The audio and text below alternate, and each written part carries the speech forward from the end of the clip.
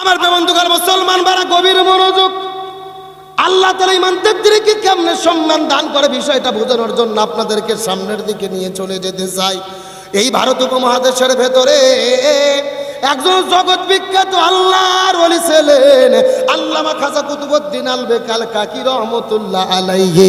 কথাগুলো সুন্দর করে মনোযোগ দিয়ে বোঝার চেষ্টা করবেন।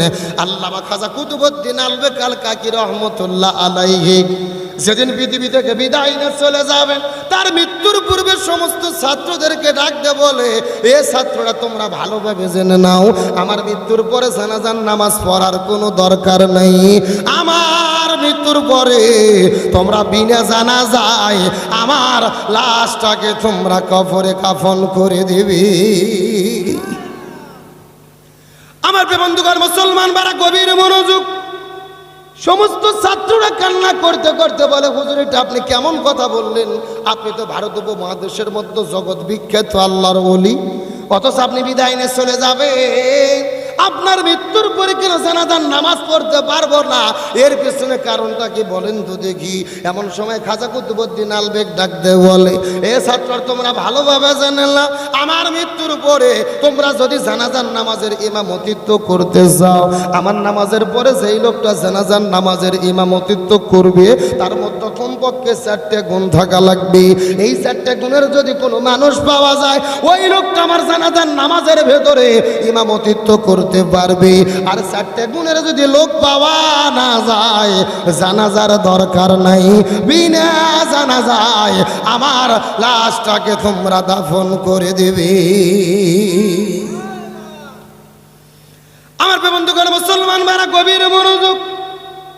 এই কথা বলার পরে সমস্ত ছাত্ররা কান্না করতে করতে বলে, হুজুর আপনি পৃথিবী থেকে বিদায় নিয়ে চলে যাবেন, তবে আপনার জানাজা পড়তে গেলে কি কি 4টে শর্ত লাগবে, কি কি 4টে গুণ লাগবে দয়া করে বলেন তো দেখি।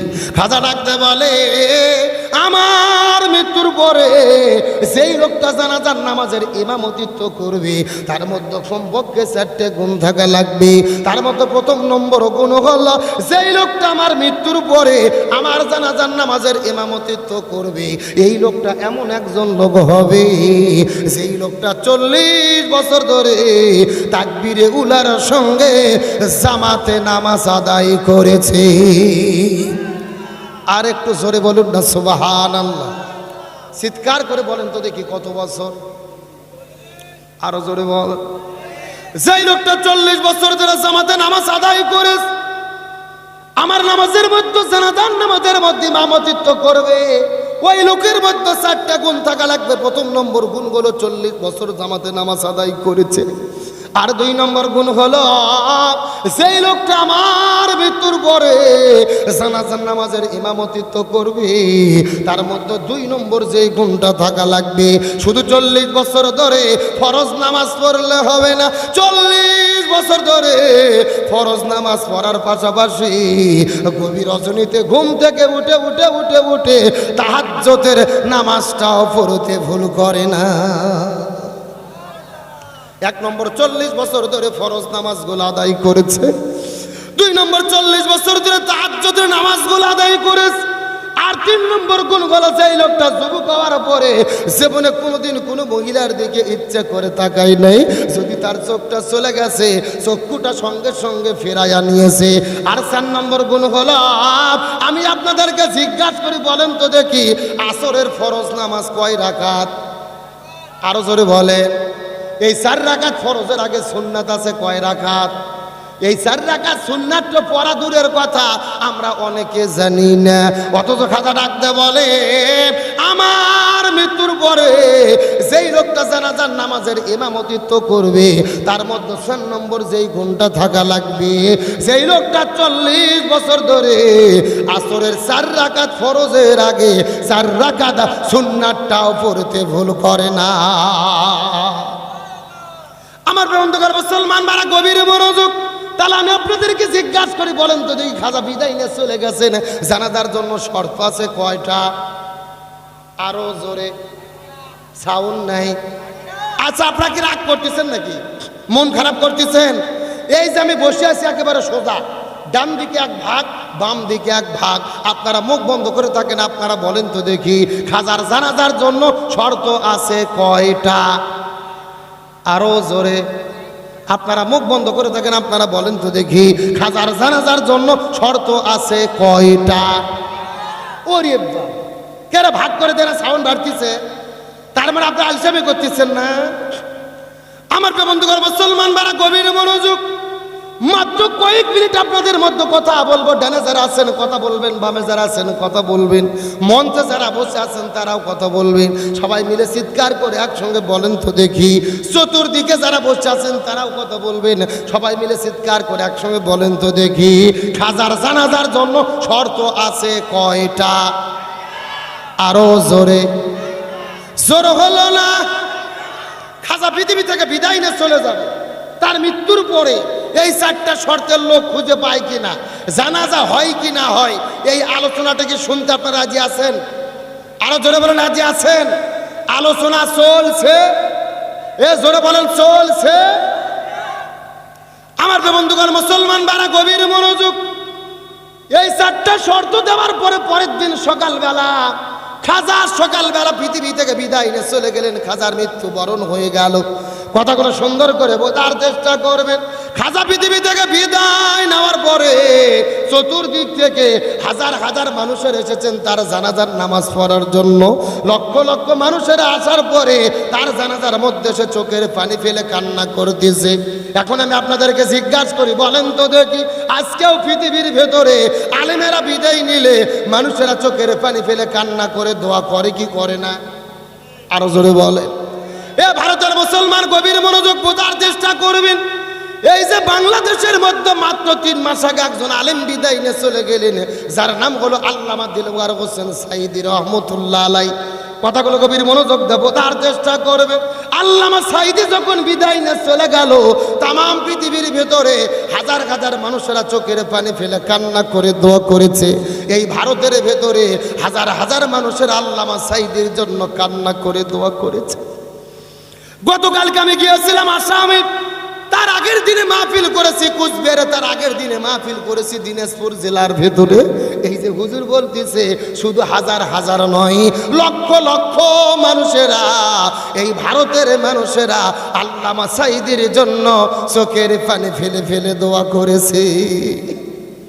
বাংলাদেশের 68,000 গ্রামের ভেতরে এমন কোন গ্রাম নাই যে গ্রামের মধ্যে আল্লামা সাইদির জন্য মানুষেরা চোখের পানি ফেলে কান্না করে দোয়া করেনি।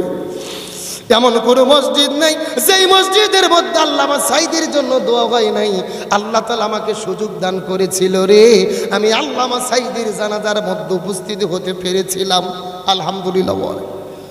আল্লাহ তাআলা আমাকে তৌফিক দান করেছিল। আমি পিরোজপুরি আল্লামা সাইদির যেই জায়গার মধ্যে জানাজা হয়েছিল, ওই জায়গার মধ্যে আল্লাহ তাআলা আমাকে উপস্থিত হওয়ার মতো সুযোগ দান করেছিল। আমি আমার জীবনের ভেতরে আল্লামা সাইদির জানাজার ভেতরে যেই দৃশ্যগুলো দেখেছি, এমন দৃশ্য পৃথিবীর মধ্যে কোনো জানাজার মধ্যে দেখি নাই। আমার প্রিয় বন্ধুগণ মুসলমান ভাইরা কথাগুলো বোঝার চেষ্টা করবেন। আল্লামা সাইদি যখন বিদায় নিয়ে চলে গেল, টেলিভিশনের মধ্যে যখন খবর প্রচার করা হলো কোরআনের পাখি আল্লামা সাইদি পৃথিবী থেকে বিদায় নিয়ে চলে গেছে, আমি বগুড়া জেলা থেকে ঢাকার উদ্দেশ্যে রওনা করলাম তার জানাজার নামাজের মধ্যে উপস্থিত হওয়ার জন্য। কিন্তু দুর্ভাগ্যজনক ঘটনা হলো, ওই বাংলাদেশের ভেতরে এমন একটা জালেম বাদশা আছে, আলেমদেরকে সম্মান করে না, আলেমদেরকে দেখতে পারে না। জানাজার নামাজটা করার জন্য ঢাকা শহরে প্রস্তুতি নেওয়া হলো। আমি ঢাকা শহরের ভেতরে ফজর নামাজের সময় যখন চলে গেলাম, ওই কোরআনের পাখি আল্লামা সাইদির লাশটাকে বস্তার মতো টেনে টেনে হেসড়ে হেসড়ে নিয়ে চলে গেছে। ঢাকা শহরের মধ্যে জানাজা পর্যন্ত করতে দেয় নাই। সেই লোকটা 2 বারের এমপি ছিল ঢাকা শহরের মধ্যে, যার বাড়ি রয়েছে, অথচ তার জানাজাটা সঠিকভাবে করতে দিল না। এই ভারতের মুসলমান একজন আলেম পৃথিবী থেকে বিদায় নেওয়ার পরে তার জানাজা যদি করতে না দেওয়া হয়, এর চাইতে বড় জুলুম এই পৃথিবীর ভেতরে আর একটাও হতে পারে না। আমার বন্ধুগণ মুসলমান মারা গভীর মনোযোগ বোঝার চেষ্টা করবেন। কিন্তু আল্লামা সাইদির লাশটাকে টেনে গেছে ঢাকা থেকে যখন পিরোজপুরের দিকে নিয়ে রওনা করে যাওয়া শুরু করে দেওয়া হলো, আমরা ঢাকা থেকে রওনা করলাম পিরোজপুরের দিকে, বেলা 2টার দিকে জানাজা হবে, কিন্তু সকাল 7টায় রওনা করে 2টার দিকে যখন পিরোজপুর জেলার মধ্যে গিয়েছি, ওই জায়গার মধ্যে যাবার পরে দেখি আশ্চর্যজনক ঘটনা। যেই মাঠের মধ্যে আল্লামা সাঈদীর জানাজা হবে, ওই মাঠ থেকে কমপক্ষে 15 কিলো দূর পর্যন্ত হাজার হাজার গাড়িতে ব্লক হয়ে গেছে। চতুর্দিক থেকে লক্ষ লক্ষ মানুষেরা আসতেছে, পঙ্গপালের মতো চোখের পানি ফেলে ফেলে ফেলে ফেলে আল্লামা সাঈদীর লাশটা দেখার জন্য তারা পাগল হয়ে গেছে। অনেক কষ্ট করে সেখান থেকে যখন মাটির মধ্যে চলে গেলাম, 2টার দিকে জানাজা দেওয়ার কথা, কিন্তু জোর করে জানাজাটা দিয়ে দেওয়া হলো 1টার দিকে। জানাজার নামাজটা যখন শুরু হয়ে গেল, এ ভারতের মুসলমান আল্লাহর কসম করে বলে কথাটা বোঝার চেষ্টা করবেন।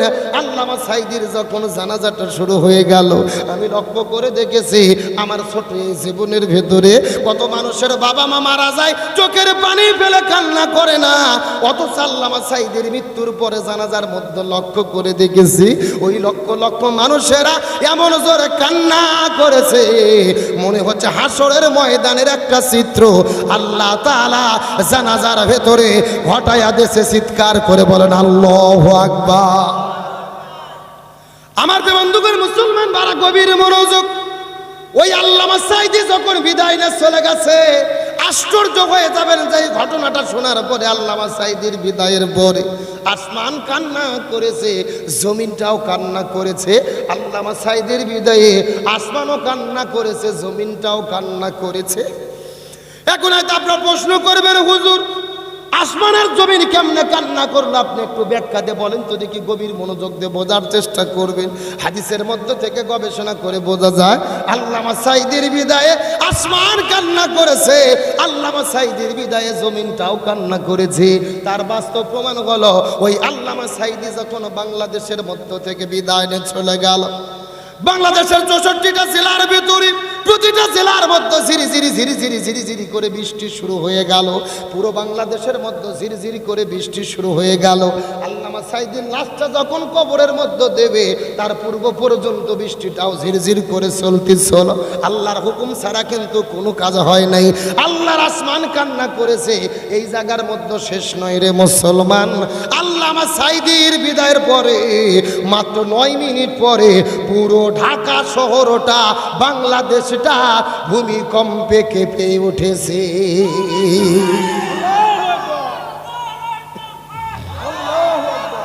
কোরআনের পাখিটির জন্য হৃদয় ঘুম রেখে দে শুধু যায়, জালিমের অসানলে হইল বিদায়। কোরআনের পাখিটির জন্য হৃদয় ঘুম রেখে দে শুধু যায়, ডাকতো পাখিটি কোরআনের পথে, বলতো কথা ইমানের সাথে।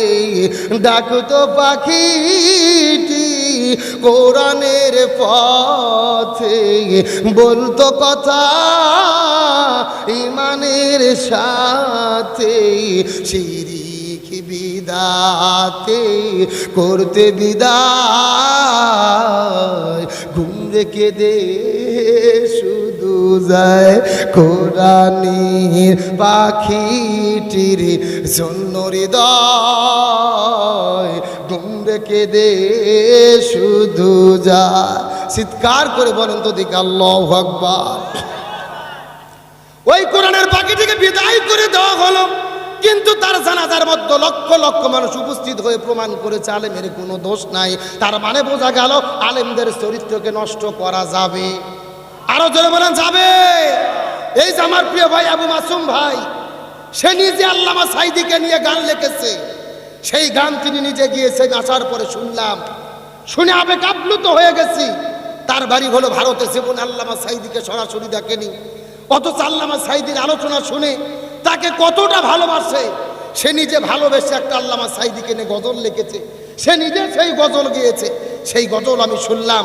এরকম একজন আবু মাসুম নয়, এই ভারতবর্ষের ভেতরে লক্ষ লক্ষ মানুষ আছে যারা আল্লামা সাঈদীকে কলিজা দিয়ে ভালোবাসে, কতক্ষণ ঠিক কিনা? আজকে সে আলেমদেরকে বাংলাদেশে লাঞ্ছিত করা হচ্ছে, শত শত আলেমদেরকে বাংলাদেশে জেলে বন্দি করে রাখা হয়েছে। কত আলেম আজকে ঘর বাড়ি ছাড়া। আজকে আপনাদের ভারতবর্ষে হিন্দুদের দেশ, হিন্দুদের সংখ্যা বেশি, তারপর আলহামদুলিল্লাহ আপনারা ভালো আছেন, মাহফিল হচ্ছে, সমস্যা নাই। অথচ বাংলাদেশে কোরআনের মাহফিলকে বন্ধ করা হয়, জোরে কর নাউজুবিল্লাহ। আজকে শত শত আলেম বাংলাদেশের জেলে বন্দী।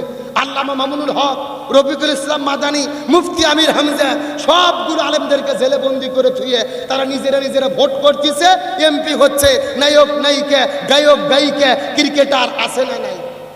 আরো জোরে বলেন। এই যে আপনাদের জানার জন্য বলতেছি, লক্ষ্য করেন।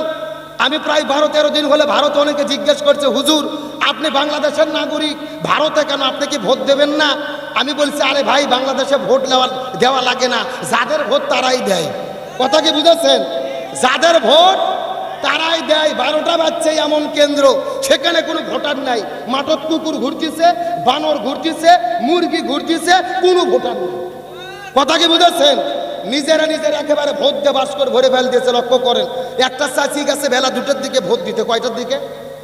এখন চাচি যাওয়ার পরে কিছু যুবক ছেলেপেলে এসে বলতেছে, চাচি আপনি চলে যান, আপনার ভোট দেওয়া হইয়া গেছে। কথা কি বুঝেছেন? তখন চাচি মন খারাপ করে চলে যাচ্ছে। কিছুক্ষণ পর ছেলেপেলে ডাকতে বলছে, এই চাচি শোনেন, বাড়ির যে চাচাকে নিষেধ করবেন, চাচাও যেন না আসে, চাচার ভোটও দেওয়া হয়ে গেছে। তখন চাচি বলতেছে, কে বাবা, তোমার চাচি মরে গেছে 6 বছর আগে। জোরে বলেন, কয় বছর আগে? বলছে 6 বছর আগে। কখন ভোট দিতে এসেছিল? আমাকে ডাক দিল তো আমি একটু দেখা করতাম। এই পরিবেশ চলতেছে। 3 বছরের শিশু, 9 বছরের শিশু বাচ্চারা যাই পর্যন্ত ভোট দিচ্ছে। জোরে কোন সুবহানাল্লাহ। কি আমরা বাড়িতে ফেরত চলে যাব, এমন সময় একটা ছাত্র দাঁড়িয়ে বলে, এ পৃথিবীর মানুষেরা, আজকে খাজার জানাজা হবে না, তোমরা বাড়িতে ফিরে যাও। আজকে বিনা জানাজায় খাজার লাশটাকে দাফন করা হবে। আমার বন্ধুগণ, মুসলমান ভাইরা, গভীর মনোযোগ। এই কথা বলার পরে লক্ষ লক্ষ মানুষেরা চোখের পানি ফেলে কান্না করে করে দোয়া করা শুরু করলেন, না না না, জানাজা হবে না, এই কথাটা কখনোই তো মানা যাবে না। ভারত উপমহাদেশের মধ্যে একজন জগৎ বিখ্যাত আল্লাহর ওলি, এই লোকটা বিদায় নিয়ে চলে গেল, অথচ বিনা জানাজায় তার লাশটা কবর দেওয়ার মতো কোনো সুযোগ নাই। এই কথা বলার পরে একজন ছাত্র কান্না করতে করতে দাঁড়িয়ে গেলেন। লক্ষ মানুষের সামনে একজন ছাত্র চিৎকার করে বলেন, এ পৃথিবীর মানুষেরা রে, খাজার জানাজার নামাজটা কেন হবে না তোমরা কি জানো? খাজার মৃত্যুর পূর্বে 4টে ওসিয়ত করে গেছে। এই 4টে গুণ আলা যদি কোনো মানুষ পাওয়া যায়, ওই লোকটার মাধ্যমে জানাজার নামাজের ইমামতিত্ব হবে। আর 4টে গুণ না পাইলে জানাজার নামাজের ইমামতিত্ব হবে না। কিন্তু সকালবেলা খাজা বিদায় নিয়ে চলে গেছে। খাজার মৃত্যুর পরে সন্ধ্যা চলে আসলো।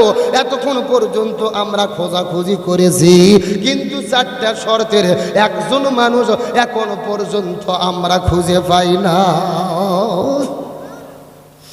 আমার বন্ধুগণ, মুসলমান ভাইরা, গভীর মনোযোগ। এই কথা বলার পরে একজন মানুষ দাঁড়িয়ে চিৎকার করে বলে, এ ছাত্ররা রে, তোমরা মনোযোগ দিয়ে শুনে নাও।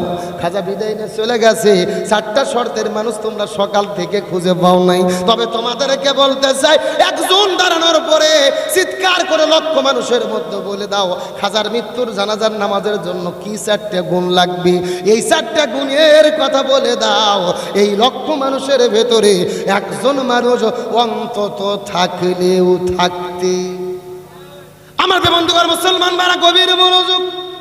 এই কথা বলার পরে একজন ছাত্র দাঁড়িয়ে বলেন লক্ষ মানুষের সামনে, এ পৃথিবীর মানুষেরা তোমরা মনোযোগ দিয়ে শুনে নাও। খাজার মৃত্যুর জন্য 4টা শর্তের কথা বলেছে। এই 4টা শর্ত যার মধ্যে পাওয়া যাবে, ওই লোকটাই তো আজকে জানাজার নামাজের মধ্যে ইমামতিত্ব করবে। তোমাদের মধ্যে এমন কি কোনো লোক আছে নাকি? যদি থাকো হাত উঠাও তো। এমন কি কোনো লোক আছে নাকি যেই লোকটা 40 বছর ধরে ফজরের 5 ওয়াক্ত নামাজটা জামাতের সহিত আদায় করেছো? তোমাদের মধ্যে এমন কি কোনো লোক আছে নাকি যেই লোকটা 40 বছর ধরে তাহাজ্জুদের নামাজটাও পড়তে মিস করো নাই? তোমাদের মধ্যে এমন কি কোনো লোক আছে নাকি চোখের হেফাজত করেছে? তোমাদের ভেতরে এমন কি কোনো লোক আছে নাকি যেই লোকটা 40 বছর ধরে আসরের 4 রাকাত ফরজের আগে 4 রাকাত সুন্নাতটাও পড়তে ভুল করে নাই? এমন 4টা শর্তের যদি লোক পাওয়া যায় ওই লোকটার ইমামতিতে আজকে জানাজা হবে। আর এমন লোক খুঁজে যদি না পাওয়া যায় জানাজা হবে না, আমরা বিনা জানাজায় হাজার লাশটাকে দাফন করতে যাও। এই কথা বলার পর লক্ষ লক্ষ মানুষেরা চিৎকার করে কান্না শুরু করলেন। সবাই নিজেদেরকে আসামির কাঠ গড়াই দাঁড় করাইছে। এই লক্ষ মানুষের ভেতরে একজন মানুষ কি পাওয়া যাবে না রে যার মধ্যে 4টে গুণ পাওয়া যাবে?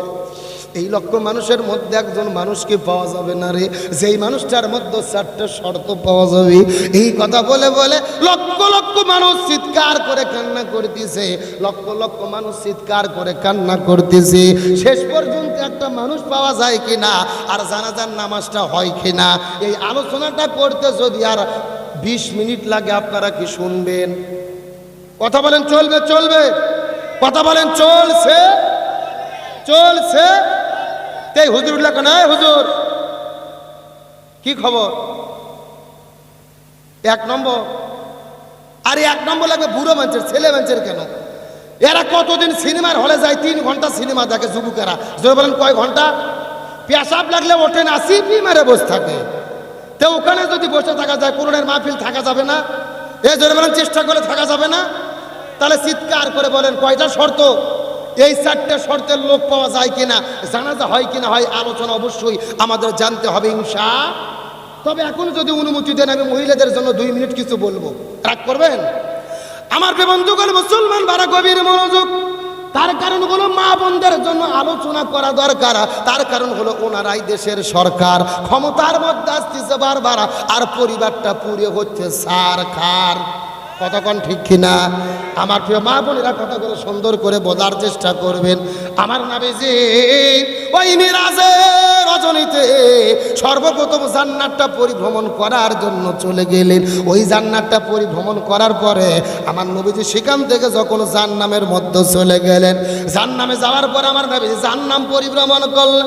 জান্নামটা পরিভ্রমণ করার পরে আমার নবীজি এই পৃথিবীতে আসার পরে নবীজির সঙ্গে যখন ফাতেমার দেখা হয়ে গেল, কিন্তু নবীজির মনটা খারাপ দেখার পরে ফাতেমা ডাকতে বলে, বাবা আপনার মনটা কেন খারাপ? রাসূল বলে, ফাতেমা রে আমার মনটা খারাপ হওয়ার কারণ হলো ভালোভাবে জেনে নে আমি জাহান্নামের ভেতরে দেখেছি অধিকাংশ মহিলারা জাহান্নামে যাবে। নাউজুবিল্লাহ কর। অধিকাংশ মহিলা যাবে কোথায়? আমার মা বোনেরা কান খারাপ করে কথাগুলো বোঝার চেষ্টা করবেন। এই কথা বলার পরে ফাতেমার মনটা খারাপ হয়ে গেল। ইয়া রাসূলুল্লাহ অধিকাংশ মহিলা কেন জাহান্নামের মধ্যে যাবে বলেন তো দেখি? রাসূল বলে, ফাতেমা রে অধিকাংশ মহিলা জাহান্নামের মধ্যে যাবে, এর পেছনে অনেকগুলো কারণ রয়েছে। তার ভেতরে প্রধানত কারণ হলো 2টা। জোরে বলেন কয়টা? আরো জোরে। এই কথা বলার পরে ফাতেমা ডাকতে বলে, বাবা কোন 2টা কারণে মহিলারা জাহান্নামে যাবে? গভীর মনোযোগ কথাগুলো বোঝার চেষ্টা করবেন। এমন সময় রাসূল বলে, ফাতেমা রে অধিকাংশ মহিলা জাহান্নামের মধ্যে যাবে 2টা কারণে। প্রথম নম্বর কারণ হলো যেই মহিলাগুলো মাথার চুলগুলো বের করে আজরা পাঁজরা বের করে বেপরদা অবস্থায় ঘোরাফেরা করে, এই সমস্ত মহিলাগুলো জাহান্নামে যাবে। বেপরদা মহিলাগুলো জাহান্নামে যাবে। তার মানে বোঝা গেল বেপরদা নারী যারা জাহান্নামে যাবে তারা শূন্যস্থান পূরণ করেন। বেপরদা নারী যারা, বেপরদা নারী যারা। এখন বলেন তো দেখি বেপরদা নারী আমাদের দেশের মধ্যে আছে না নাই? আমি কি কিছু বলবো? এ যুগের মেয়েদের ধরন বলিতে লাগে শরম সকালবেলা, আর সকালবেলা বোরকা পরে বিকেলবেলা ওড়না নাই। দাদা ভাই ডিজিটাল দেশ বুঝিয়ে টাই। কথা কন, কথা কন। দেখবেন সকালে এমনভাবে বোরকা পরেছেন আর কোনো বুদ্ধি, আর বিকেলে বোরকা তো দূরের কথা, শরীরে ওড়না পর্যন্ত থাকে। আমার দিকে তাকান, ওড়না এভাবে হাতের মধ্যে নিয়ে শুধু পেঁচাই পেঁচাই পেঁচাই একেবারে পেঁচে পেঁচে এরকম গলার মধ্যে দিয়ে পেছন দিক দিয়ে ফেলে দেয়। কথা কন, কথা কন। আচ্ছা বলেন তো পেছনে ঢাকার কি কিছু আছে? এগুলো পর্দা না বাটপারি? আর নারীগুলো ঘরের শোভা, স্বামীর সেবা করে। এখন উল্টো দেখি নারীরা সব স্বামী কি ধরে মারে। কতক্ষণ ঠিক? কারা কারা বইয়ের হাতে মার খাচ্ছেন হাত উঠান তো দেখি। এ উঠান উঠান। ওই যে একজন রে, ও বিয়েই করেনি। আমার দিকে তাকেন, হাসার জন্য না বোঝার জন্য বলতেছি। আমাদের সমাজে বউ ধরে স্বামী মারে এমন দাজ্জাল মার্কা ডাইনি বউ আছে না নাই? আরো জোরে কন। এগুলো শিখছে কই থেকে? ওই যে কেরন মালার পটপটি স্টার জলসা জি বাংলার থেকে। কতক্ষণ ঠিক কিনা? এমনও মহিলা আছে স্টার জলসা জি বাংলা না দেখলে এদের টাইম পার হয় না, সময় যায় না। রাতের বেলা যদি দেখতে না পারে সকালবেলা কাজ আদায় করে। আমি কি কিছু বলবো? চোখ সরে না, মন ভরে না দেখলে সিরিয়াল। জুয়ান বুড়া পোলা মাইয়া নামাজ রোজা সব ফেলাইয়া হইছে বেসামাল। চোখ সরে না, মন ভরে না দেখলে সিরিয়াল। আছে না নাই? সিরিয়ালের নেশায় পইরা ধরলো প্রেমের জ্বালা, দেশটারে বাসাইয়া গেল আইরে কেরন মালা। কতক্ষণ কেরন মালা দেখার পরে মেয়ে মা বলতেছে, মা তুমি হবা কটকটি আর আমি হব কেরন মালা। আছে না নাই? আবার নাটক দেখার পরে নাটকের মধ্যে যে জামা বাড়ায় কেরন মালা, পাখি, মাও, ঝিলিক। আছে না নাই? এইরকম একটা বেশ নাম ছিল ভাই কেরন মালার জামা। একটা বউয়ের মনে খুবই আশা কেরন মালার জামা নেবে, কিন্তু বউকে বলতে পারতেছে না, কারণ বউ হলো স্বামীকে বলতে পারতেছে না, কারণ স্বামী হলো গরিব মানুষ। জোরে বলেন কি মানুষ?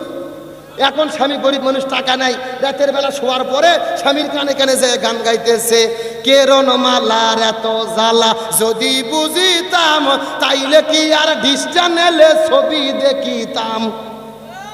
স্বামী আমার গরিব মানুষ, পকেটে নাই টাকা, কেমন করে আনবে কিনে কেরন মালার জামা? 3 দিন বলছে। জোরে বলেন কয় দিন?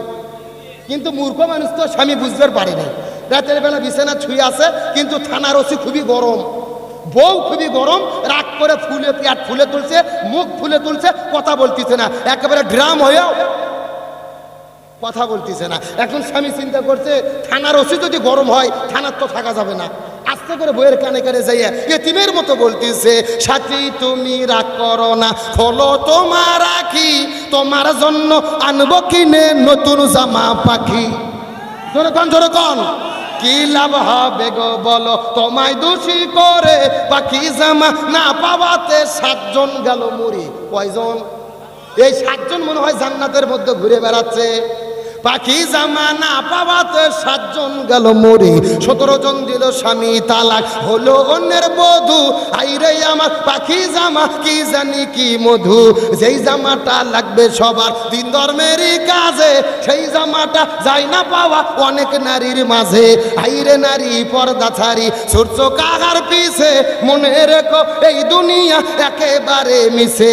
নামাজ পড়ো, রোজা রাখো, ধরো আল্লাহর কাম, নইলে মাগো কপালে তোমার জুড়বে জাহান্নাম। এই জন্য মা বোনদের পর্দা করার দরকার আছে না নাই? আরো জোরে বলেন। তাহলে আমাদের সমাজে স্বামীকে মারা যেরকম বউ আছে, একই রকম ভাবে বউকে মারা স্বামী আছে না নাই? আমার দিকে তাকান, এমনও স্বামী আছে বউ গরুর মতো পিটে। জোরে বলেন কিসের মতো? লাঠি একটা হাতক নিয়ে বউ মারা শুরু করছে, বলছে তুই আব্বা না বলা পর্যন্ত তোর মার বন্ধ হবে না। বউ মার সহ্য করতে না পারে, বলছে আব্বা।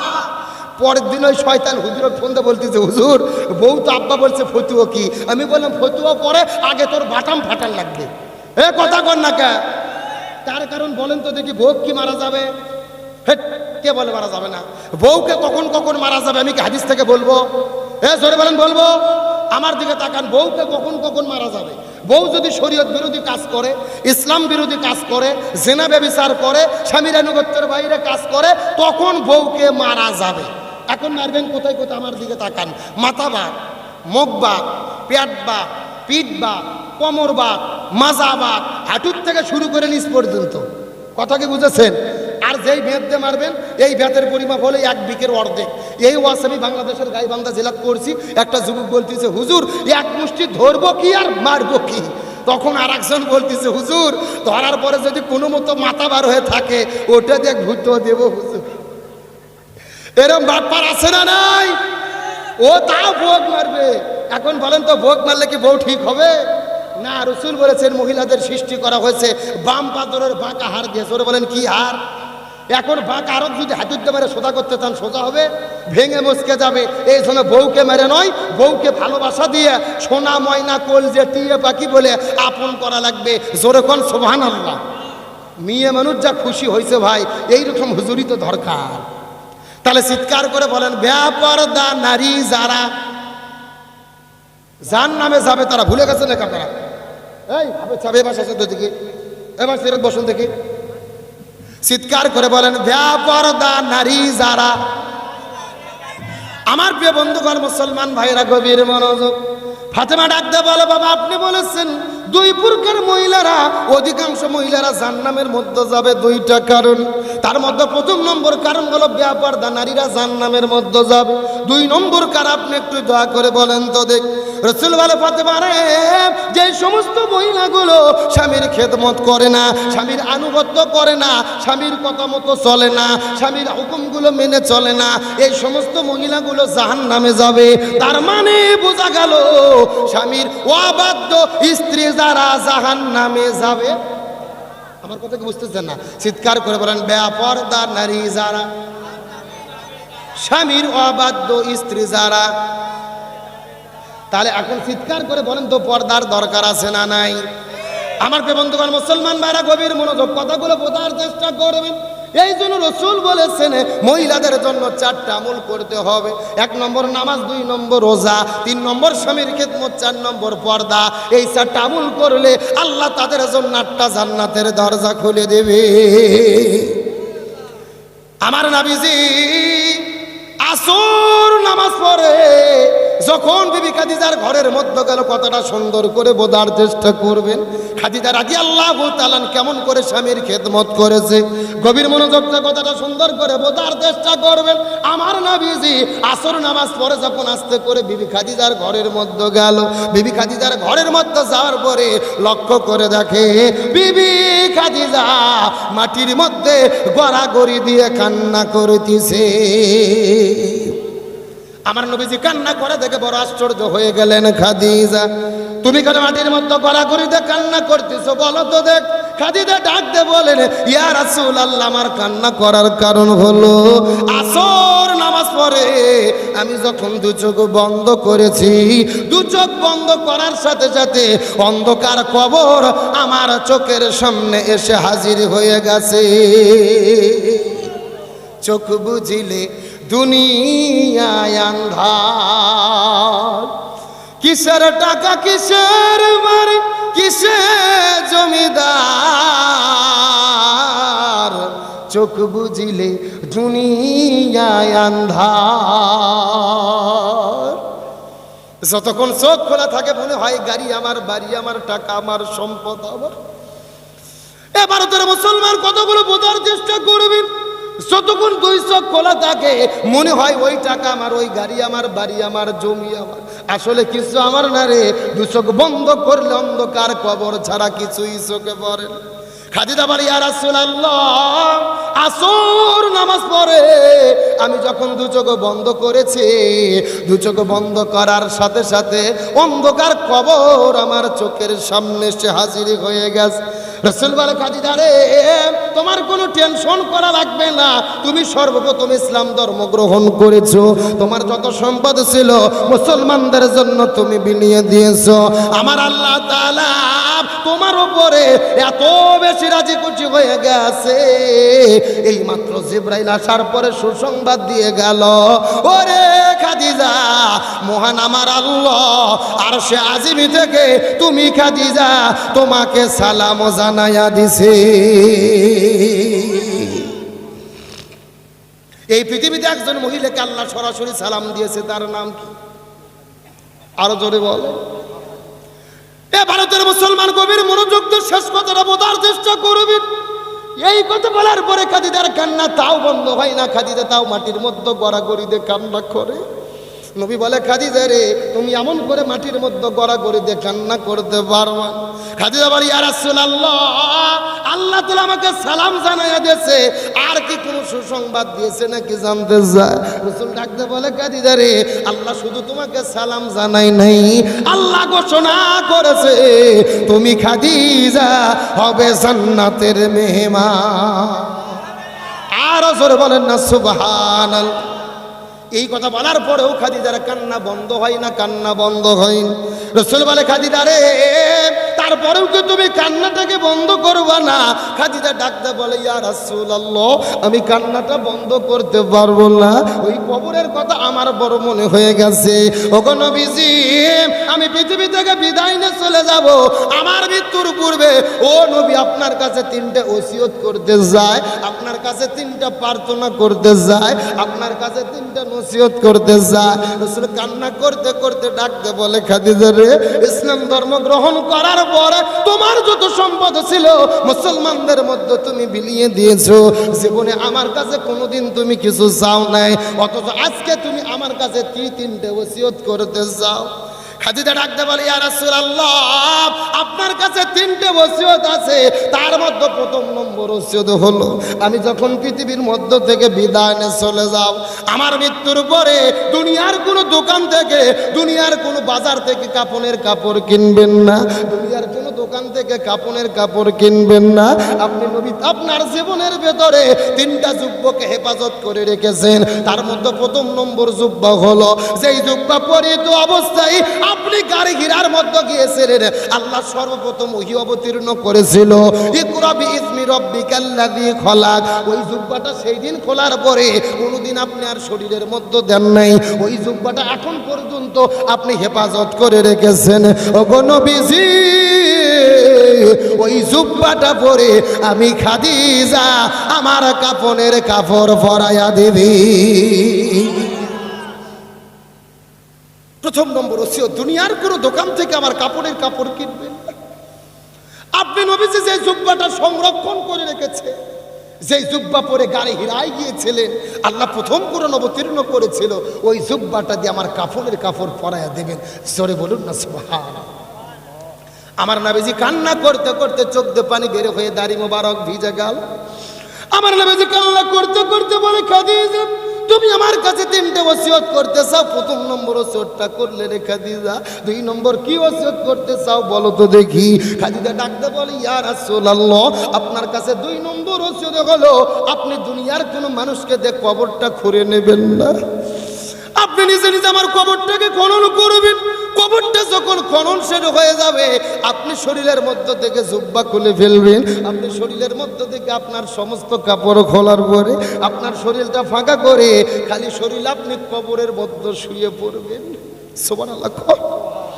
ইয়া রাসূলুল্লাহ, আপনার শরীরের ভেতর থেকে সব কাপড়গুলো খোলার পরে খালি গায়ে আপনি একটু কবরের মধ্যে গড়াগড়ি করবে, আপনি নবী কিছুক্ষণ কবরের মধ্যে শুয়ে থাকবেন। ওই কবরকে আমার বড় ভয় হয়। আপনি নবী বলে দিয়েছেন এই কবরের মধ্যে কোনো মানুষ যাওয়ার পরে আল্লাহ তাআলার পক্ষ থেকে মুনকার নাকির আসবে, তিনটা প্রশ্ন করবে, উত্তর দিতে পারলে কবরটা জান্নাতের বাগান হবে, উত্তর দিতে না পারলে কবরটা জাহান্নাম ঠিকানা হয়ে যাবে।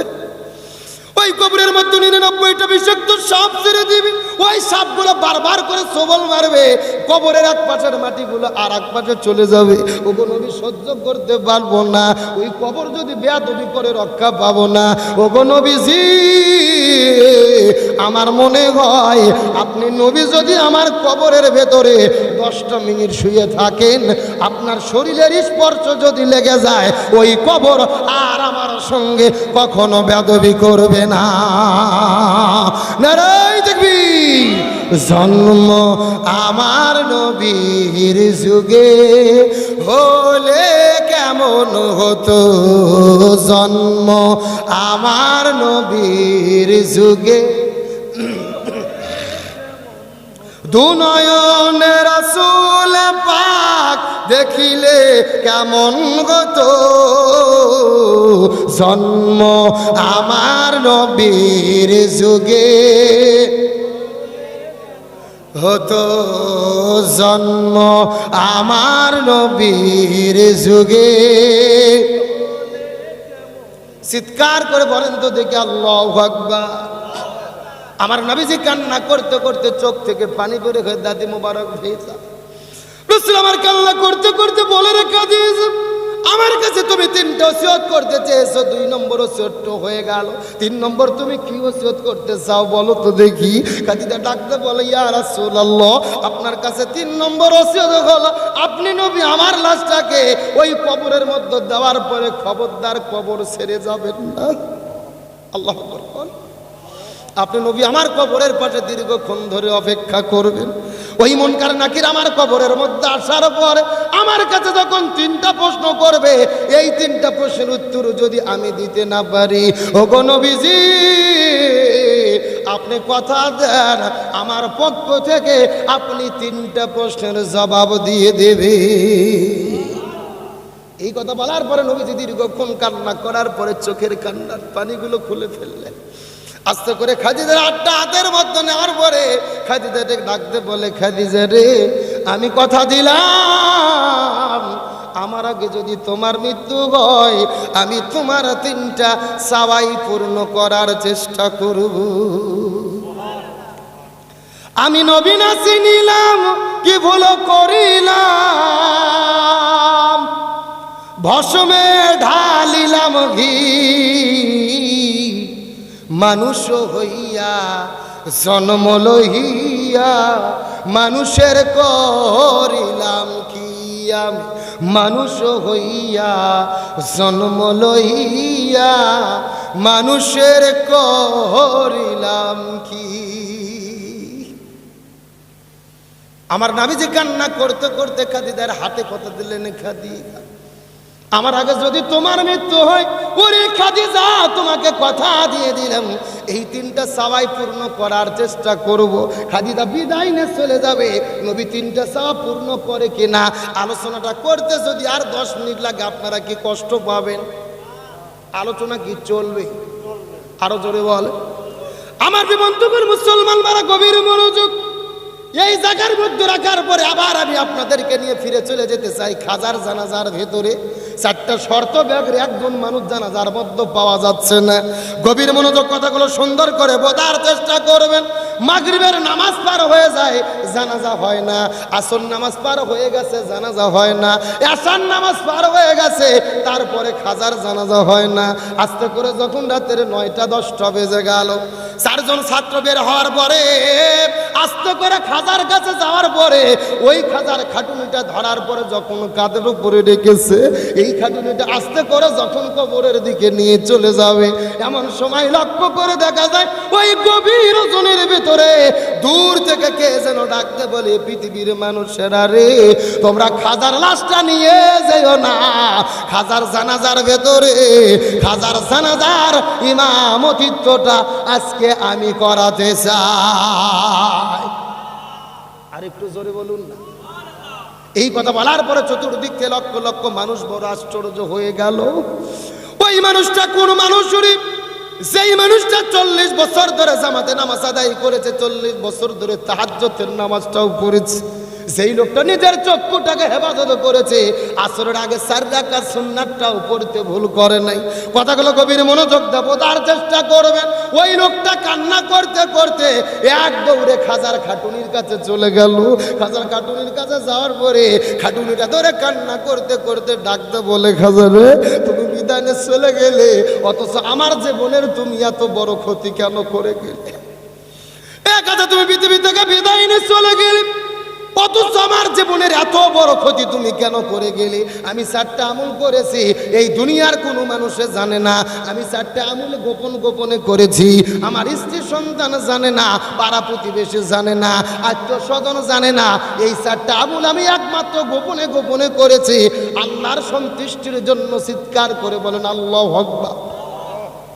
খাজা তুমি বিদায় নিয়ে চলে গেলে, অথচ আমার জীবনের ভেতরে এত বড় ক্ষতি তুমি কেন করে গেলে রে খাজা?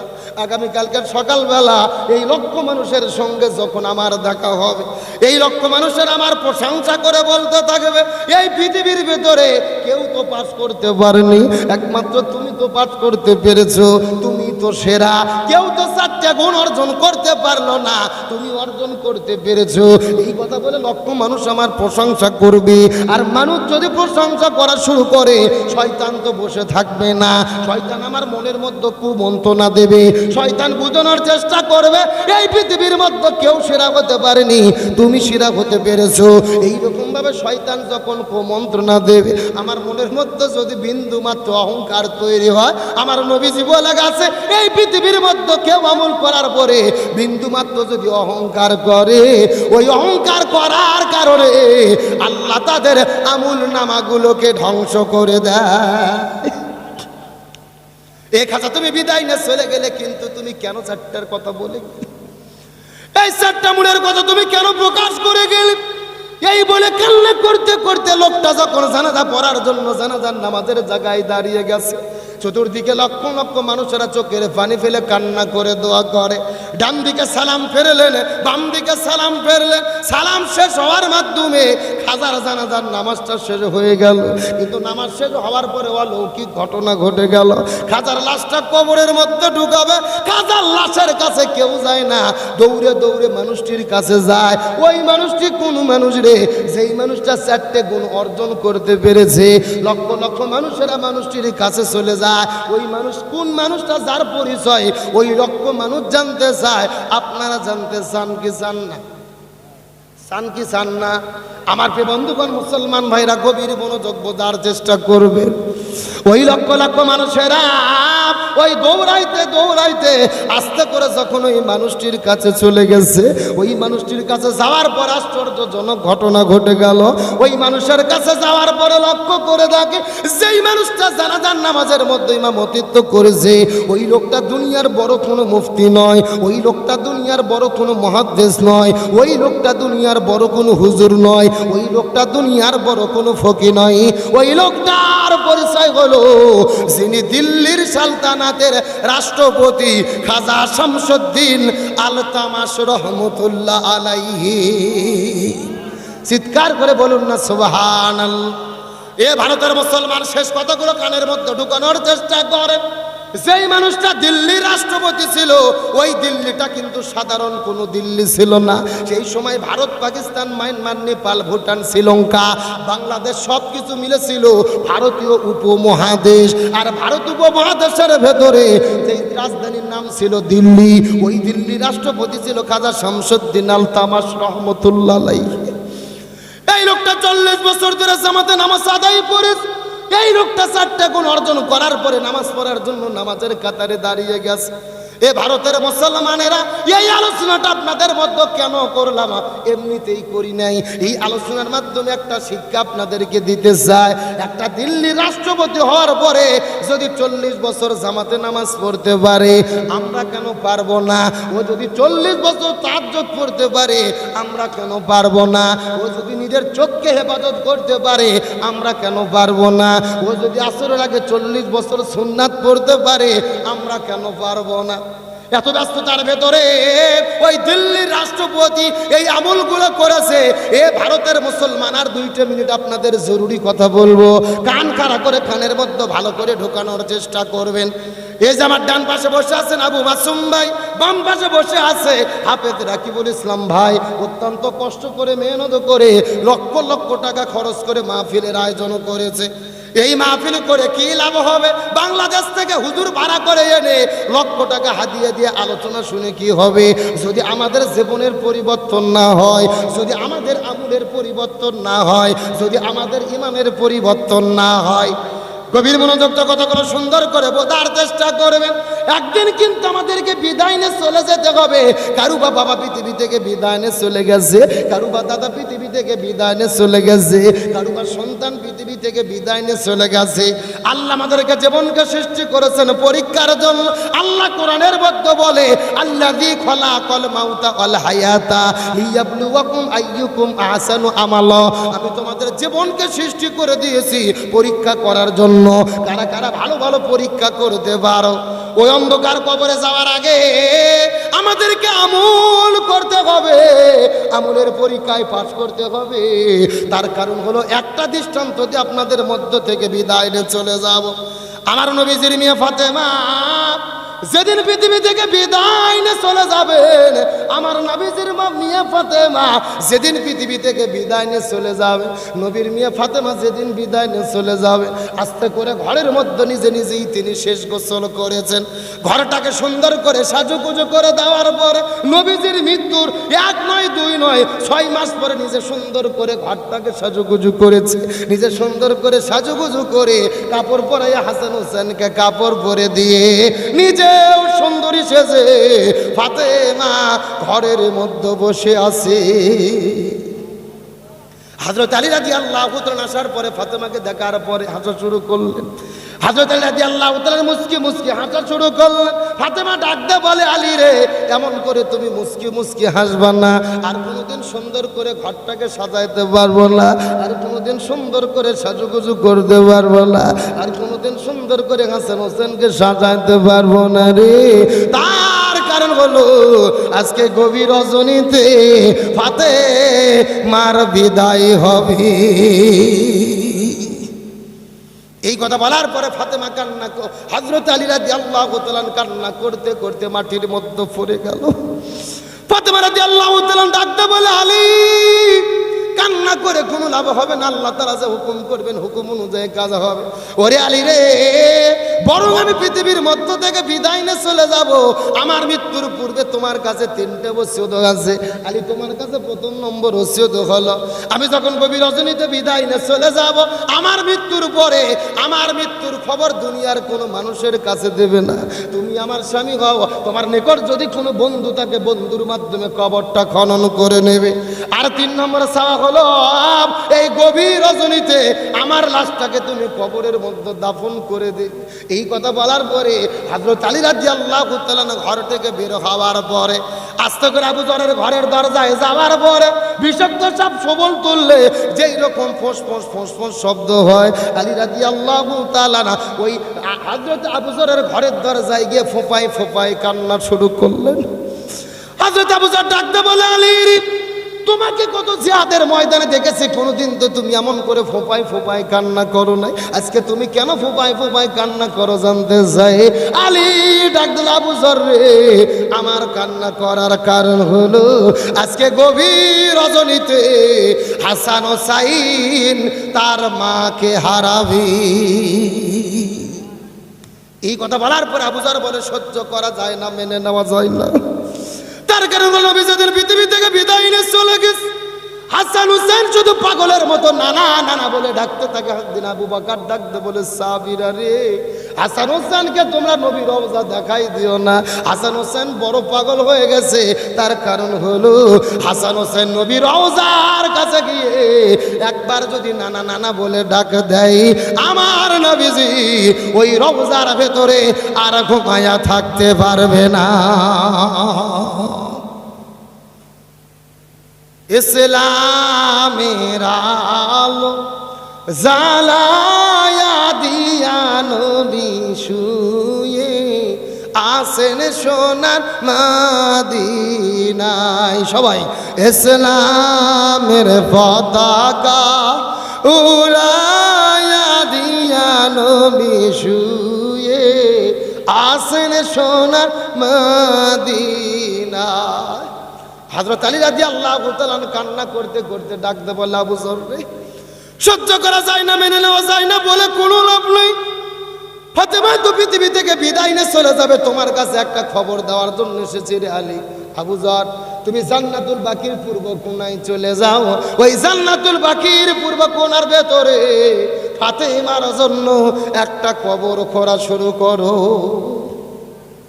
এই কথা বলার পরে হযরত আবু যর রাদিয়াল্লাহু তাআলা আস্তে করে যখন জান্নাতুল বাকির পূর্ব কোণায় চলে গেল, জান্নাতুল বাকির পূর্ব কোণায় যাওয়ার পরে লক্ষ্য করে দেখতে পারে একটা সবুজ রঙের বাতি জ্বলতেছে, যেই বাতির সঙ্গে কোনো তার নাই, যেই বাতির সঙ্গে কোনো সুইচ নাই, বিনা তার বিনা সুইচে আল্লাহ সবুজ রঙের একটা বাতি জ্বালায়া রেখেছে। হযরত আবু যর রাদিয়াল্লাহু তাআলা বড় আশ্চর্য হয়ে গেল, সবুজ রঙের একটা বাতি জ্বলতেছে, যেই বাতির সঙ্গে কোনো তার নাই, যেই বাতির সঙ্গে কোনো সুইচ নাই, বিনা তারে বিনা সুইচ একটা সবুজ রঙের বাতি জ্বলে, যেই বাতির ছায়াটা কবর বরাবর হয়ে আছে।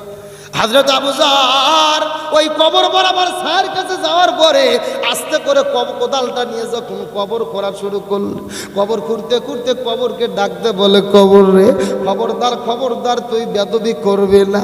এই কবরের ভেতরে এমন একজন মানুষ আসবেন যিনি জান্নাতি নারীদের সর্দারনি ফাতেমা। এ কবর খবরদার খবরদার বেয়াদবি করবে না।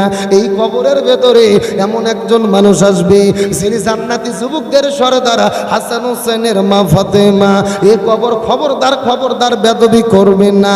এই কবরের ভেতরে এমন একজন মানুষ আসবেন যিনি বিশ্বনবীর কলিজার টুকরা ফাতেমা, খবরদার খবরদার বেয়াদবি করবে না। এই কথা বলার পরে আবু যর রাদিয়াল্লাহু তাআলার মুখটা যখন বন্ধ হয়ে গেছে, এই কথা বলার আবু যর যখন মুখটা বন্ধ করে বসে আছে, এমন সময় কবরের মধ্য থেকে কে যেন ডাক দে বলেন, এমন সময় কবরের মধ্য থেকে কে যেন ডাক দে বলে, পৃথিবীর মানুষের আরে তোমরা ভালোভাবে জেনে নাও, আমি কবর নবীর মেয়ে ফাতেমাকে চিনি না। আমি কবর আসাদুল্লাহ গালিব হযরত আলীর স্ত্রীকে চিনি না। আমি কবর হাসান হোসেনের মা ফাতেমাকে চিনি না রে, পৃথিবীর মানুষেরা জেনে না। আমি হাসান হোসেনকে চিনি না, আমি আসাদুল্লাহ গালিব হযরত আলীকে চিনি না, আমি নবীর মেয়ে ফাতেমাকে চিনি না। আমি চিনি আমল, আমল যদি ভালো হয় আমি কবর জান্নাতের বাগান হয়ে যাব, আর আমল যদি খারাপ হয় আমি কবর কাউকে ছাড়ব না। এই ভারতের মুসলমান শেষ কথাটা ভালো করে বোঝার চেষ্টা করবে। যেই কবর নবীজিকে চেনে নাই, যেই কবর হাসান হোসেনকে চেনে নাই, যেই কবর আসাদুল্লাহ গালিব হযরত আলীকে চেনে নাই, ওই কবরের মধ্যে আমাদেরকেও কিন্তু যাইতে হবে। ওই কবরের মধ্যে যাওয়ার আগে কিন্তু আমাদেরকে সোজা হতে হবে। এই জন্য আজকের আলোচনা শোনার পরে কারা কারা আছেন শপথ গ্রহণ করবেন, জীবনে যা করেছি ভুল করেছি তওবা করব। ওই যে একজন দিল্লি রাষ্ট্রপতি হওয়ার পরে 40 বছর যদি ফরজ নামাজ জামাতে পড়তে পারে আমরা কেন পারবো না? সে যদি তাহাজ্জুদ করতে পারে আমরা কেন পারবো না? সে যদি চক্ষু ইবাদত করতে পারে আমরা কেন পারবো না? সে যদি আসরের আগে 4 রাকাত সুন্নাত পড়তে পারে আমরা কেন পারবো না? এই জন্য আজকের আলোচনা শোনার পরে কারা কারা আছেন শপথ গ্রহণ করবেন, আল্লাহ আমাদেরকে যেই কয়দিন বাঁচিয়ে রাখি ওই অন্ধকার কবরের কথা চিন্তা করে, মৃত্যুর কথা চিন্তা করে, আল্লাহকে ভয় করে আমরা যেই কয়দিন বেঁচে থাকি 5 ওয়াক্ত ফরজ নামাজ জামাতে পড়বো, আমরা পর্দার বিধান মানবো, রমজান মাসে রোজা রাখবো, আমরা হজ ফরজ হলে হজ করবো, যাকাত দেবো, তাহাজ্জুদটা পড়ার চেষ্টা করবো, আসরের আগে 4 রাকাত সুন্নাতটা পড়বো রে। এই 4টা আমল করার জন্য শপথ নিতে কারা কারা রাজি আছেন? 2টি হাত আল্লাহকে তুলে দেখা। উঠান সবাই, হাত উঠান, সবাই উঠান। এই স্যার হাত উঠান দেখি, চিৎকার করে বলেন ইয়া রাব্বুল আলামিন। আমরা জীবনে যত গুনাহ করেছি আমাদের গুনাহকে আপনি মাফ করে দেন। সারা জীবন 5 ওয়াক্ত ফরজ নামাজ, ফরজ রোজা, রাসূলের সুন্নাহ, কোরআনের বিধান মেনে চলার তৌফিক দেন। সকলে বলেন আমিন। আপনাদের কি কষ্ট হচ্ছে? রাগ করতেছেন? ওই যে প্রথমে খ্রিস্টানগুলো প্রশ্ন করছে কয়টা, ভুলে গেছেন নাকি আপনারা? আর খাদিজা রাদিয়াল্লাহু তাআলার মৃত্যুর আগে ওসিয়ত করছে কয়টা? আলোচনাটা যদি আর 10 মিনিট লাগে আপনারা কি শুনবেন? এ কারা কারা শুনবেন হাত ওঠান তো দেখি। লিল্লাহি তাকবীর। নাই সাউন্ড আগের মতো নাই, হাত নামান। আপনাদের এখানে কি বিয়ে অবিয়ে খেলা হয়? বিয়ে তো অবিয়ে তো খেলা হয় না। প্রথমে তাকবীর দেবে যারা বিয়ে করেনি তারা, তারপরে তাকবীর দেবে। যারা বিয়ে করেছে তারা দেখি কাদের সাউন্ড বেশি দেখার দরকার আছে না নাই। প্রথমে হাত উঠাও অবিবাহিত কারা কারা দেখি, যারা যারা বিয়ে করনি হাত উঠাও দেখি, যারা যারা বিয়ে করনি হাত উঠাও দেখে। হ্যাঁ, লিল্লাহি তাকবীর, মাশাআল্লাহ, হাত নামা।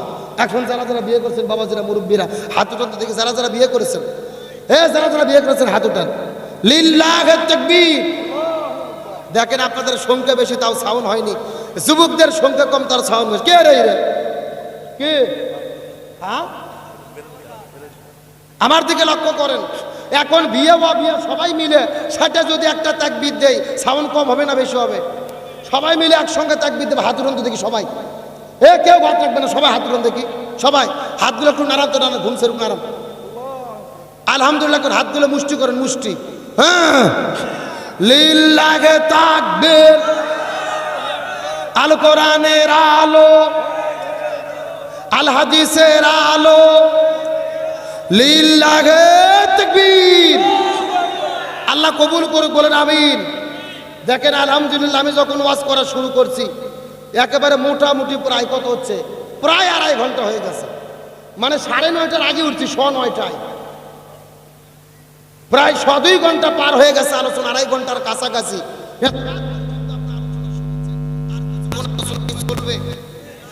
জোরে বলেন চলবে?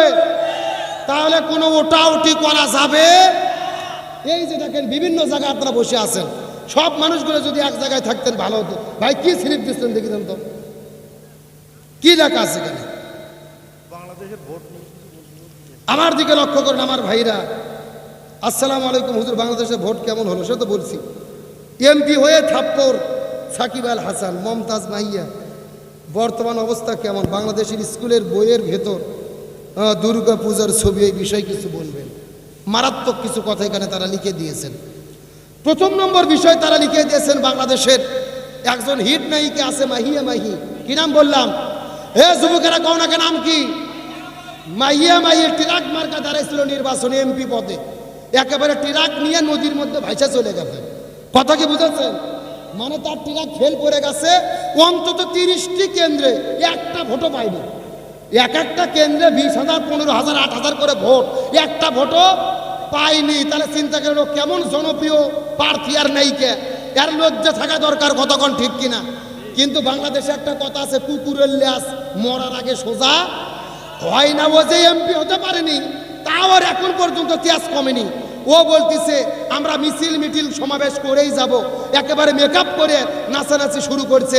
একটা কথা মনে রাখবেন, বিন্দু মাত্র লজ্জা যদি থাকতো এমন কাজ করতো? জোরে বলেন করতো? কয়েকদিন কি এক অবস্থা নায়িকা মুখে মেকআপ টেকআপ করে পুরো মাঠে ঘুরে বেড়ানো। এখন নিজেও পড়ে গেছে, ট্রাক নিয়েও পড়ে গেছে। এর আগে যারা যারা উঠেছে তারাও ডুবে গেছে। ট্রাকের মধ্যে টাকলা মুরদ ছিল, সেও ডুবে গেছে। কথা কি বুঝেছেন? মানে টাকলা মুরদও হারিয়ে গেছে, মাহিয়া মাহিও হারিয়ে গেছে। আপনাদের উদ্দেশ্যে আর একটা কথা বলতে চাই, আমার দিকে তাকান। এখানে বলেছে সাকিব আল হাসান, গোটা পৃথিবীর মধ্যে একজন cricketer, allrounder cricketer Shakib Al Hasan, সেও ভোটে দাঁড়াইছিল, সে নৌকা মার্কা জিতেছে। কিন্তু কি করেছে দেখেন, যেই দিন ভোট হয়েছে, ভোট শেষ হওয়ার পরই একটা ভক্ত তার কাছে গেছে, এমন একজন চোয়ার মারছে, এক থাপ্পড়ে তার গালে 5 আঙুল উঠে দিয়েছে। জোরে কর নাউজুবিল্লাহ। যেই লোকটা এই 15 দিন ধরে ভোট চাইলো, মাথার মধ্যে টুপি, পরনের মধ্যে একেবারে আপনার পাঞ্জাবি, রুমাল টুমাল লাগে, মনে হচ্ছে আল্লাহর ওলি জিব্রাইলের খেলাতো ভাই। এই মাত্র জান্নাত থেকে পালিয়ে আসলো ভাই, একেবারে রুমাল কাঁধের উপরে দিয়ে বাড়ি ঘুরে ঘুরে ভোট চাইলো। এতদিন ভোট শেষ না হতে ভক্তদেরকে থাপ্পড় মারা শুরু করছে। এখান থেকে কি বোঝা যায় মাল ভালো না খারাপ? কথা বল না কে? মানে এই 15 দিন অভিনয় করছে। জোরে বলেন কি করছে? 15 দিন অভিনয় করছে ভালো থাকা, আর আসলে সে ভালো না। জাগার মাল জাগার ফেরত গেছে। এখান থেকে বোঝা যায় যার অহংকার বেশি, যার মধ্যে অহংকার আছে, এ কখনো ভালো হতে পারে? আশ্চর্য। আমার দিকে তাকান। একটা সমাবেশে বক্তব্য দিতে গিয়ে বলেছিল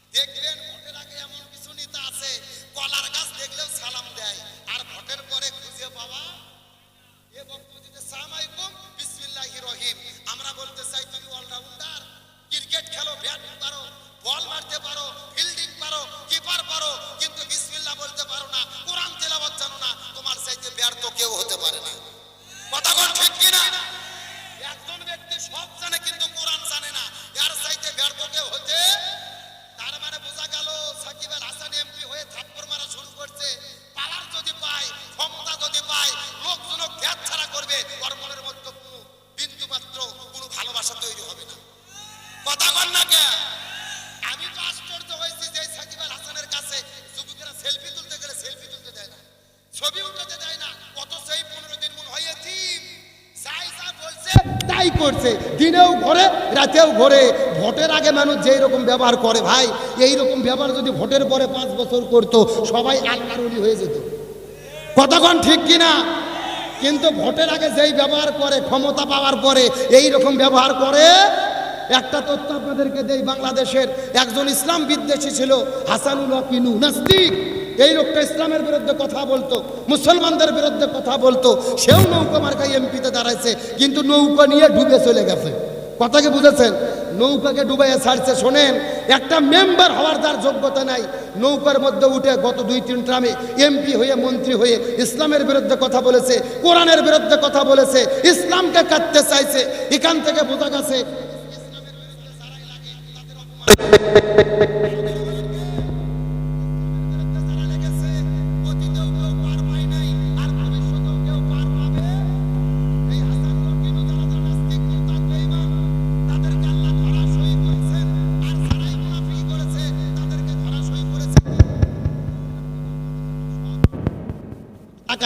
বাংলাদেশের সব হুজুর আমরা একদল হয়েছি, যারা যারা ইসলামের বিরুদ্ধে লাগছে এদের জানাজা আমরা কোনো হুজুর পড়াবো না। কথা কি বুঝেছেন? কোনো হুজুরের দ্বারা নাস্তিকের জানাজা হবে। আমরা হুজুররা যদি একদল হই, ওরা কিছু করতে পারবে? পারবে না। তার গত 5 বছর আগে বাংলাদেশের একজন সব্যসাচী কবি ছিল শামসুর রহমান। এই শয়তান মরার আগে বলছিল ফজরের যখন আজান দেয় মনে হয় ব্যবসা তার খরিদ্দারকে ডাকতেছে। নাউজুবিল্লাহ কোন? এই কথা বলার পর আমরা সবাই একদল হয়েছি যে ওর জানাজাতে আমরা কেউ যাব না। পুলিশ যায় তাকে বড় মসজিদের ইমাম আগেই বলে চলে গেছে, কিন্তু মুয়াজ্জিন আছে, মুয়াজ্জিনকে জোর করে ধরে নিচ্ছে নামাজ পড়ানোর জন্য। মুয়াজ্জিন নামাজও পড়াইছে। নামাজ পড়ার পর আমরা জিজ্ঞেস করলাম, এই মুয়াজ্জিন তুমি নামাজ পড়াইলা কেন? মুয়াজ্জিন বলতেছে, টেনশন করো না, পেশাব পায়খানা করে ওযু করিনি, দোয়াও পড়িনি, বিনে ওযুতে বিনে দোয়াতে মার দিছি। তার কারণ হলো ওস্তাদের মার। শেষ রাতে জোরে করো ওস্তাদের মার। তোমরা সারা জীবন হুজুরদের ঘাড় মটকায় দিবা, জেলের মধ্যে বন্দি করে থবা, ফাঁসির দড়িতে ঝুলাবা, জেলখানা ঢুকাইয়া ইঞ্জেকশন দিয়ে মারবা, আর তোমরা মরার পরে আমরা জান্নাত ঢুকে দেব। ওই ধান্দা বাদ দাও।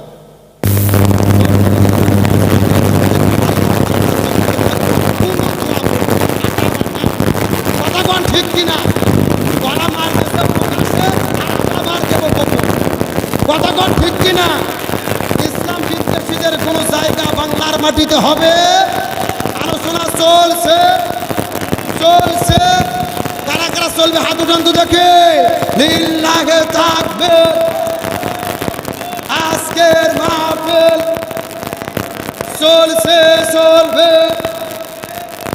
ভারতের মাহফিল, পাইকারডাঙ্গার মাহফিল কতক্ষণ চলবে?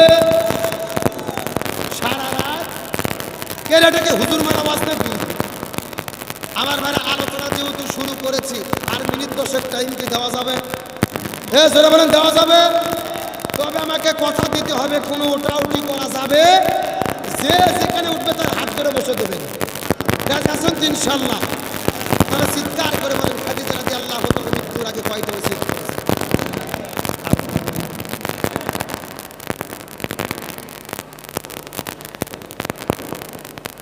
চিৎকার করে বলেন তো দিক ওসিয়ত করেছেন কয়টা? এ ভারতের মুসলমান 5টা মিনিট কথা বলবো, বোঝার চেষ্টা করবেন। আমি আপনাদের মধ্যে শেষ একটা মেসেজ দেওয়ার পর আপনাদের মধ্য থেকে বিদায় নিয়ে চলে যাই। খাদিজা রাদিয়াল্লাহু তাআলার মৃত্যুর আগে 3টা ওসিয়ত করে গেছেন নবীজির কাছে। কথাগুলো সুন্দর করে বোঝার চেষ্টা করবেন। আমার নবীজি খাদিজার কাছে 3টা ওসিয়ত করার পরে খাদিজা ডাকতে বলে, রাসূল ডাকতে বলে, খাদিজা রে, আমি তোমার 3টা চাওয়াই পূর্ণ করার চেষ্টা করব। এই কথাটা বলার পরে আমার নবীজি খাদিজাকে কেন ভালোবেসেছে, নবীজি কান্না করা শুরু করলো। নবীজির কান্নাটা আর কখনোই বন্ধ হয় না। খাদিজার মৃত্যুর পরে নবীজি যেই পরিমাণ কান্না কেঁদেছে, এমন পরিমাণ কান্না পৃথিবীতে নবীজি আর কখনো কাঁদে নাই। তার কারণ হলো নবীর জন্মের পূর্বেই নবীর বাবা বিদায় নিয়ে চলে গেছে। নবীর মৃত্যুর পরে নবীজির মা বিদায় নিয়ে চলে গেছেন। নবী চলে গেছেন চাচার কাছে, চাচা বিদায় নিয়ে চলে গেছেন, দাদাও বিদায় নিয়ে চলে গেছে। তারপরে নবী খাদিজার কাছে যাওয়ার পরে, খাদিজার কাছে যাওয়ার পরে কিন্তু নবীজি আশ্রয় পাইছে। তার কারণ হলো আমার নবীজি পৃথিবীতে আগমন করেছেন এতিম হিসেবে। শিশুকালে মইরা গেছে মা, গর্ভে থাকতে মরছে পিতা নবী, চোখে দেখিলেন না। আমায় কে করিবে লালন পালন, কে দিবে সান্ত্বনা। এই দুনিয়ার বড় এতিম নবী ছিলেন একজনা। আমার নবীজি পৃথিবীতে এতিম অবস্থা আগমন করেছেন। এই জন্য খাদিজা রাদিয়াল্লাহু তাআলার জন্য নবীজি কান্না করতেছেন। আস্তে করে পরের দিনে আস্তে করে খাদিজার কাছে শুয়ে আছেন। আমার নবীজি লক্ষ্য করে দেখে খাদিজার মাথার মধ্যে হাত দেওয়ার পরে খাদিজা রাদিয়াল্লাহু তাআলা পৃথিবী থেকে বিদায় নিয়ে চলে গেছে। সাজিয়ে গুজিয়ে দে মোরে সজনী তোরা, সাজিয়ে গুজিয়ে দে মোরে। সবাই সাজিয়ে গুজিয়ে দে মোরে সজনী তোরা, সাজিয়ে গুজিয়ে দে। বড়ই পাতার গরম জলে শোয়াই আমার শাড়ির তলে, বড়ই পাতার গরম জলে, বড়ই পাতার গরম জলে শোয়াই আমার শাড়ির তলে। আতর গোলাপ চন্দন মেখে দে সজনী তোরা, সাজিয়ে গুজিয়ে দে মোরে। সবাই সাজিয়ে গুজিয়ে দে মোরে সজনী তোরা, সাজিয়ে গুজিয়ে দে। এত রঙিন এত কাপড় কিছুই ভালো লাগে না মোর, এত রঙিন এত কাপড়, এত রঙিন এত কাপড় কিছুই ভালো লাগে না মোর। সাদা কাপড় আমায় পরা দে সজনী তোরা, সাজিয়ে গুজিয়ে দে মোরে। সবাই সাজিয়ে গুজিয়ে দে মোরে সজনী তোরা, সাজিয়ে গুজিয়ে দে। এত টাকা এত বাড়ি আমি কি সহিতে পারি, এত টাকা এত বাড়ি, এত টাকা এত বাড়ি আমি কি সহিতে পারি। বাঁশের দোলায় আমায় তুলে দে সজনী তোরা, সাজিয়ে গুজিয়ে দে মোরে। সবাই সাজিয়ে গুজিয়ে দে সজনী তোরা, সাজিয়ে গুজিয়ে দে মোরে। চিৎকার করে বলেন মারহাবা। আমার বন্ধুগণ মুসলমান ভাড়া গভীর মনোযোগ। খাদিজা রাদিয়াল্লাহু তাআলা পৃথিবীর মধ্য থেকে বিদায় নিয়ে চলে গেলেন। নবীজি কান্না করতে করতে ফাতেমার কাছে চলে গেছেন। ফাতেমার কাছে যাওয়ার পরে নবীজি ডাকতে বলে, ফাতেমা রে, আমার ঘরের ভেতরে একটা জুব্বাকে সংরক্ষণ করে রাখা হয়েছে। ওই জুব্বাটা বের করার পরে তোমার মায়ের শরীরের ভেতরে কাপনের কাপড়টা পরাইয়া দাও। ফাতেমা কান্না করা শুরু করে দিলেন। বাবা, এটা আপনি কেমন কথা বলতেছেন? আমি তো আমার মায়ের কাছে কত গল্প শুনেছি, আমার মায়ের কাছে কত গল্প শুনেছি। আমার মা ছিল মক্কার সবচাইতে ধনবতী রমণী, অথচ আমার মা বিদায় নিয়ে চলে গেল। আমার মাকে কি নতুন কোনো কাপড় দোকান থেকে কিনে কি কাপড়ের কাপড়টা পরাইয়া দেবেন না? আপনি কি পুরাতন জুব্বা দিয়ে মায়ের কাপড়ের কাপড় পরাইয়া দেবেন? এই কথা বলার পরে রাসূল ডাকতে বলে, ফাতেমা রে, তুই ছোট্ট মানুষ, তুই বুঝবে আর পারবি না। এই যে কাপড়ের কাপড়টা, জুব্বার কাপড়টা তোর মায়ের শরীরের মধ্য দিতেছি, এই জুব্বাটা সাধারণ কোন জুব্বা নয়। এই জুব্বার সঙ্গে আছে আল্লাহর কোরআনের সম্পর্ক। এই কথা বলার এরপরে ফাতেমা কান্না করতে করতে জুব্বাটা বের করে নবীর শরীরের মধ্যে, খাদিজার শরীরের মধ্যে কাপড়ের কাপড়টা পরাইয়া দিলেন। আস্তে করে নবীজি খাদিজার লাশটাকে নিয়ে কবরের কাছে চলে গেলেন।